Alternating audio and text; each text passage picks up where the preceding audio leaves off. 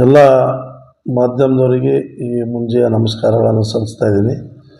ತಮಗೆಲ್ಲರಿಗೂ ಬರ್ತಿರೋ ಹಾಗೆ ಇವತ್ತು ಕಲಬುರಗಿ ಜಿಲ್ಲೆ ಏನು ಯಾವ ಮಟ್ಟಿಗೆ ಸಾಗ್ತಾ ಇದೆ ಅಂತಂದರೆ, ನಿನ್ನೆ ತಾನೇ ಮಹಾರಾಷ್ಟ್ರದ ಕಲ್ಯಾಣ ಊರಲ್ಲಿ ಬ್ಲಾಕ್ ಕಾಂಗ್ರೆಸ್ ಅಧ್ಯಕ್ಷರಾದ ಲಿಂಗರಾಜ್ ಕಣ್ಣಿಯವರು ಅರೆಸ್ಟ್ ಆಗಿದ್ದಾರೆ. ಡ್ರಗ್ ಮಾಫಿಯಾ ಯಾವ ಮಟ್ಟಿಗೆ ನಮ್ಮ ಕಲಬುರಗಿಯಲ್ಲಿ ಸಾಗ್ತಾ ಇದೆ ಅಂತಂಬುದು ಇವತ್ತು ಕಾಣ್ತಾ ಇದೆ. ಇನ್ನೂ ಇದ್ರ ಬಗ್ಗೆ ಹಿಂದುಗಡೆ ಯಾರ್ಯಾರಿದ್ದಾರೆ, ಏನೇನು ಕುತೂಹಲ ಇದೆ ಎಂಬುದು ಸರ್ಕಾರನೇ ಇದಕ್ಕೆ ಉತ್ತರ ಕೊಡಬೇಕಂತ ನಾನು ಮಾಧ್ಯಮದವರಿಗೆ ಹೇಳಲು ಬಯಸ್ತಾ ಇದ್ದೀನಿ.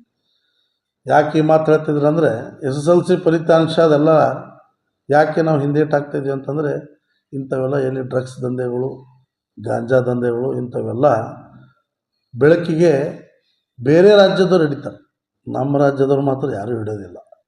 ಯಾಕಂದ್ರೆ ಸರ್ಕಾರ ಅವ್ರದ್ದೇ ಇರೋದ್ರಿಂದ ಇದಕ್ಕೆ ಯಾವುದೇ ರೀತಿಯಿಂದ ಕೂಡ ಆ ಕಾರ್ಯಕರ್ತರಪ್ಪ ನಮ್ಮವರು ಅಂತೇಳಿ ಅವ್ರಿಗೆ ಯಾರಿಗೂ ಕೂಡ ಹಿಡಿಯೋಂಥದ್ದು ಶಕ್ತಿ ಇಲ್ಲಿ ಕಾನೂನು ವ್ಯವಸ್ಥೆ ಈ ಥರ ನಮ್ಮ ರಾಜ್ಯದಲ್ಲಿ ಮತ್ತು ನಮ್ಮ ವಿಶೇಷವಾಗಿ ಕಲ್ಯಾಣ ಕರ್ನಾಟಕ ಏನು ಹೆಸರಿಗೆ ಕಲ್ಯಾಣ ಇದೆ, ಹೆಸರಿಗೆ ಮಾತ್ರ ಕಲ್ಯಾಣ ಉಳಿದಿದೆ ವಿನಃ ಇವತ್ತು ಮರ್ಡರ್ಗಳು ನೋಡ್ತಾ ಇದ್ದೀರಿ, ಇವತ್ತು ದರೋಡ, ಇವತ್ತು ಲೂಟಿ, ಇವತ್ತು ರಾಬರಿ ನೋಡಿದಿರಿ, ಬಂಗಾರ ದುಕಾನ 5-5 kg ಇಂಥವೆಲ್ಲಕ್ಕೆ ಇವತ್ತು ಕಾನೂನು ವ್ಯವಸ್ಥೆ ಎಲ್ಲಿಗೆ ಹೋಗ್ತಾ ಇದೆ, ಹದಿಗೆಟ್ಟು ಹೋಗ್ತಾ ಇದೆ ಅಂದರೆ, ಈ ಬೇರೆ ರಾಜ್ಯದ ಹಿಡಿದ ಮೇಲೆ ಬೆಳಗ್ಗೆ ಬಂದ ಮೇಲೆ ನಾವು ಮಾತಾಡೋಂಥ ಸಂದರ್ಭ ಕಾಣ್ತಾ ಇದ್ವಿ. ಅದಕ್ಕೆ ಸಂಪೂರ್ಣವಾಗಿ ಇವ್ರದ್ದೇನು ಗ್ಯಾರಂಟಿಗಳು ಇವನೇನು ನಾವು ನುಡಿದಂತೆ ನುಡಿದಿದ್ದೇವೆ ಅಂತ ಏನು ಕಾಂಗ್ರೆಸ್ ಸರ್ಕಾರ ಹೇಳ್ತಾವಲ್ಲ, ಕಾಂಗ್ರೆಸ್ ಸರ್ಕಾರ ಹೇಳಿದ್ದಕ್ಕೆ ಇವತ್ತು ಉತ್ತರ ಅವರವರೇ ಕೇಳಬೇಕು. ಅವರವ್ರು ಯಾರಪ್ಪ ಅವರು? ಲಿಂಗರಾಜ್ ಕಣ್ಣಿ ಎಂಬವರು ನಿಮ್ಮ ಪಕ್ಷದ ಬ್ಲಾಕ್ ಕಾಂಗ್ರೆಸ್ ಅಧ್ಯಕ್ಷ. ಇಂಥ ಕೆಲಸ ಮಾಡ್ತಾರಂದರೆ ಇನ್ನೂ ನಿಮ್ಮ ಕಾರ್ಯಕರ್ತರುಗಳು ಯಾವ ದಂಧೆಯಲ್ಲಿ ಮೊನ್ನೆ ತಾನೇ ನೋಡಿದ್ರಿ, ಸ್ಯಾಂಡ್ ಮಾಫಿಯಲ್ಲಿ ಕೂಡ ಅವ್ರ ಕಾರ್ಯಕರ್ತರದ್ದೇ ಎಲ್ಲ ಲೈಸೆನ್ಸ್ಗಳಿದ್ದಾವೆ. ಅವ್ರ ಕಾರ್ಯಕರ್ತರುಗಳೇ ಇವತ್ತು ಅಲ್ಲಿ ಸ್ಯಾಂಡ್ ದಂಧೆ ಮಾಡೋದು ಪೂರಾ ಜಗತ್ತಿಗೆ ಗೊತ್ತಿರೋದು ವಿಚಾರ ಇದು ನಮ್ಮ ಭಾಗದಲ್ಲಿ. ಇಂಥವೆಲ್ಲ ಅನೇಕ ವಿಚಾರಗಳು ಇವತ್ತು ಕಾಂಗ್ರೆಸ್ ಸರ್ಕಾರ ಸಂಪೂರ್ಣವಾಗಿ ಆಡಳಿತವನ್ನು ಎಲ್ಲ ಒಂದು ಅಧಿಕಾರಿಗಳಿಗೆ ಕೈಗೊಂಬೆ ಥರ ನೋಡ್ತಾ ಇದ್ದಾರೆ. ಮತ್ತು ಎಲ್ಲ ಅಧಿಕಾರಿಗಳು ಕೂಡ ಕಣ್ಮುಚ್ಚಿ ಕೂತಿದೆ. ಕಾನೂನು ವ್ಯವಸ್ಥೆ ಎಲ್ಲ ಸಂಪೂರ್ಣವಾಗಿ ಹದಿಗೆಟ್ಟು ಹೋಗಿದೆ. ಇಲ್ಲಿನ ಮಂತ್ರಿಗಳು, ಇವತ್ತು ಉಸ್ತುವಾರಿ ಮಂತ್ರಿಗಳಾಗಿರ್ಬೋದು, ಇವತ್ತು ಜಿಲ್ಲಾಧಿಕಾರಿಗಳಾಗಿರ್ಬೋದು, ಇವತ್ತು ಕಾಂಗ್ರೆಸ್ ಪಕ್ಷದ ಎಲ್ಲ ಉಸ್ತುವಾರಿಗಳಾಗಿರ್ಬೋದು, ಎಲ್ಲರಿಗೂ ಇವತ್ತು ಒಂದು ಛೀಮಾರಿ ಅಂತೇಳಿ ನಾನು ಹೇಳೋಕ್ಕೆ ಬಯಸ್ತಾ ಇದ್ದೀನಿ. ಇಂಥ ಒಂದು ದಂಧೆ ನಾವು ಬರೀ ಮೂವಿಗಳಲ್ಲಿ ನೋಡ್ತಿದ್ವಿ, ಫಿಲಿಮ್ಗಳಲ್ಲಿ ನೋಡ್ತಿದ್ವಿ. ಇವತ್ತು ಸಾಕ್ಷಿಯಾಗಿ ಇವತ್ತು ಕಲಬುರಗಿ ಜಿಲ್ಲೆಯಲ್ಲಿ ಸಾಗುತ್ತಾ ಇದೆ ಅಂದರೆ ಇದಕ್ಕೆ ಉನ್ನತ ಮಟ್ಟ ತನಿಖೆ ಕೂಡಲೇ ಸರ್ಕಾರ ಮಾಡಲೇಬೇಕು. ಮಾಡಿ ಕಡಿವಾಣ ಹಾಕಲು ಯಶಸ್ವಿ ಹೋಗಬೇಕು. ಇಲ್ಲಾಂದರೆ SSLC ರಿಸಲ್ಟ್ ಯಾವ ಥರ ಇವತ್ತು ಹುಡುಗರು ಇವತ್ತು ನಾವು ಲಾಸ್ಟ್ ಸ್ಥಾನಕ್ಕೆ ಬಂದಿದ್ದು ರಾಜ್ಯದಲ್ಲಿ, ಇಂಥ ಅನೇಕ ಯುವಕರಿಗೆ ಇದು ಒಂದು ದಂಧೆಯಲ್ಲಿ ಇದೊಂದು ಹೊಲಸು ಚಟವನ್ನು ಹಚ್ಚಿ ಇವತ್ತು ನಾವೆಲ್ಲರೂ ಇವತ್ತು ಜಿಲ್ಲೆಯದವರು ಇದ್ರ ಬಗ್ಗೆ ವಿರೋಧ ಮಾಡಬೇಕು. ಇದಕ್ಕೆ ನಮ್ಮ ಪಕ್ಷ ಅಂತಲ್ಲ, ಎಲ್ಲ ಪಕ್ಷರು ಪಕ್ಷಾತೀತವಾಗಿ ಇಂಥ ಒಂದು ಡ್ರಗ್ಸ್ ದಂಧೆ ಯಾರೇ ಮಾಡ್ತೀರೋ ಅವ್ರಿಗೆ ಕಠಿಣವಾದಂಥ ಕ್ರಮ ಜರುಗಿಸ್ಬೇಕು ಮತ್ತು ಕಠಿಣವಾದಂಥ ಶಿಕ್ಷೆ ಆಗಬೇಕಂತೇಳಿ ನಾವೆಲ್ಲರೂ ಆಗ್ರಹ ಮಾಡಬೇಕು.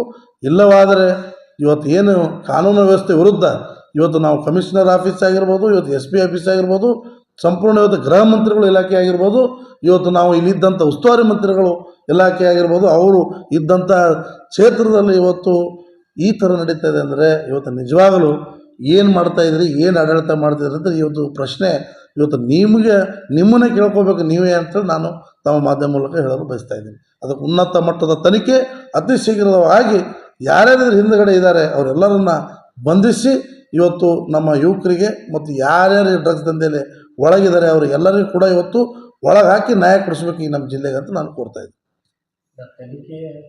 CID ಅಂತಿದೆ, ಲೋಕಾಯುಕ್ತ ಅಂತಿದೆ, ಇಲ್ಲಾದರೆ CBI ಅಂತಿದೆ.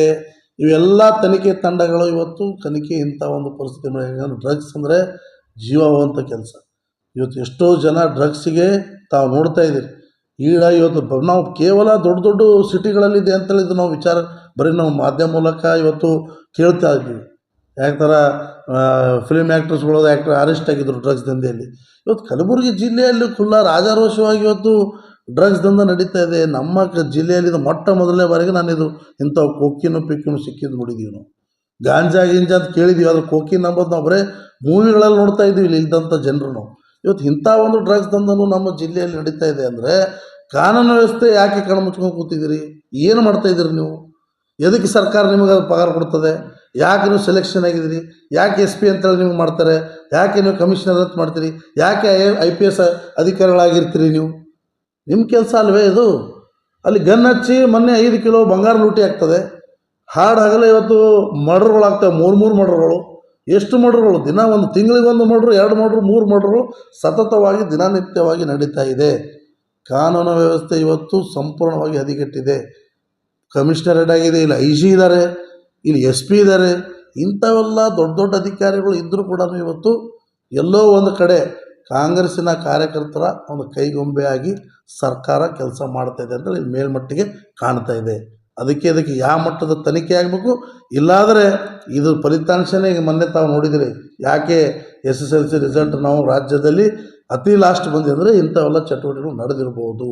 ಅದಕ್ಕಾಗಿಯೇ ಇವತ್ತು ಈ ಪರಿಸ್ಥಿತಿ ಕಲಬುರಗಿ ಜಿಲ್ಲೆಯಲ್ಲಿ ಉದ್ಭವ ಆಗಿದೆ. ಅಂದರೆ ನಿಜವಾಗಲೂ ಇದು ನಾಚಿಕೆಯಾಗಂಥ ಸಂದರ್ಭ. ಇವತ್ತು ಯಾವುದೇ ಸರ್ಕಾರ ಇಂಥವೆಲ್ಲ ಚಟುವಟಿಕೆಗಳ ಬಗ್ಗೆ ನಡೀತಾ ಇದೆ ಅಂದರೆ ಅವ್ರದ್ದೇ ಆದಂಥ ಒಬ್ಬ ಬ್ಲಾಕ್ ಅಧ್ಯಕ್ಷ ಅಂದರೆ ಅದು ಸಂಪೂರ್ಣವಾದಂಥ ತಾಲೂಕು ಜವಾಬ್ದಾರಿ ಇರ್ತದೆ ಅವ್ರಿಗೆ.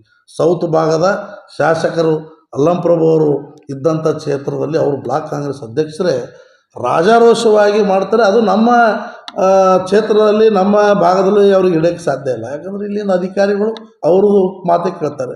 ಅದಕ್ಕಾಗಿ ಇವತ್ತು ಮಹಾರಾಷ್ಟ್ರದವ್ರು ಹಿಡಿದಿದ್ದಾರೆ. ಅಂದರೆ ನಾಚಿಕೆ ಆಗಬೇಕು. ಇದಕ್ಕೆ ಕಡಿವಾಣ ಹಾಕಲು ಸಂಪೂರ್ಣವಾಗಿ ನಾವು ಜನತಾದಳ ಪಕ್ಷ ಆಗಿರ್ಬೋದು ಅಥವಾ ಯಾವುದೇ ಪಕ್ಷದವರಾಗಿರ್ಬೋದು, ಇವತ್ತು ಎಲ್ಲ ಯುವಕರಿಗೆ ನಾವು ಇದು ಯಾರೇ ಒಳಗಾಗಿದ್ದಾರೆ ಇದರಲ್ಲಿ ಕಡ್ಡಾಯವಾಗಿ